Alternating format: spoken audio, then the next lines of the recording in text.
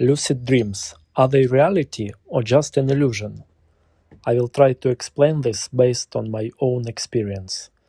Back when my hormones were really raging, roughly from my late teens into my mid-20s, I used to have the same dream over and over again, just in different versions.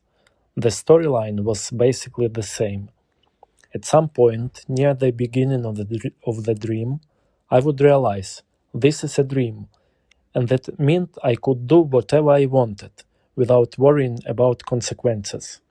And of course, my mind immediately went in one direction, finding the most attractive woman, being close to them, kissing them, having sex, and all the physical pleasures a sexually frustrated young guy's imagination can come up with. On top of that, there was the comforting idea that there would be no rejection, no judgment, no embarrassment, all the things we are usually afraid of in real life. As soon as I realized I was dreaming, I would try to mentally order the perfect girls to appear in front of me. So I would run around looking for them. I did find some, things happened, but I wouldn't say I was really controlling them or the dream. It felt more like I was following some inner instinct, not thinking things through, just accepting whatever the dream brought. It wasn't like I was fully in charge, creating scenes or making things happen exactly the way I wanted. In other words, I wasn't directing the movie. I was more like the main actor who thinks everything is happening because of his own effort. I don't think cultivating or developing this kind of approach is a good idea.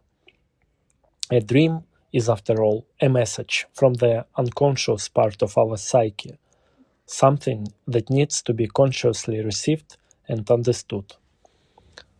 What is it trying to show me? What is it trying to communicate? And honestly, I don't even think we can really influence that. We greatly overestimate the role of conscious control in our lives, especially when it comes to the forces that actually drive us. A good example of it is how weak conscious can be is the survival instinct. When it kicks in, it completely takes over. You just follow it, and reason or thinking isn't really involved at it at all.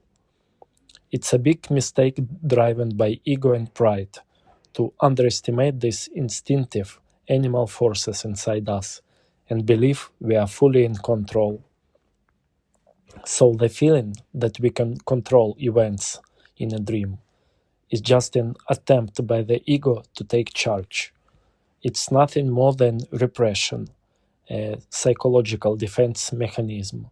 Simply put, when something feels unpleasant or threatening, we try to avoid it. This process is unconscious. You don't decide to repress something. The psyche does it automatically, like a filter that removes what doesn't fit your personality, in order to preserve its stability. One of the most respected experts on dreams and the unconscious once said, "You should never run away in a dream." From my own experience, by observing and trying to understand my dreams, I realized how true that advice is. Everything important and interesting lies on the other side of fear, and it's worth the effort to face it. And that's basically the only way to go deeper in understanding yourself and your psyche. And not just yourself. Life works the same way. Yes, the princess is waiting for you in the castle as a reward. But first, you have to slay the dragon.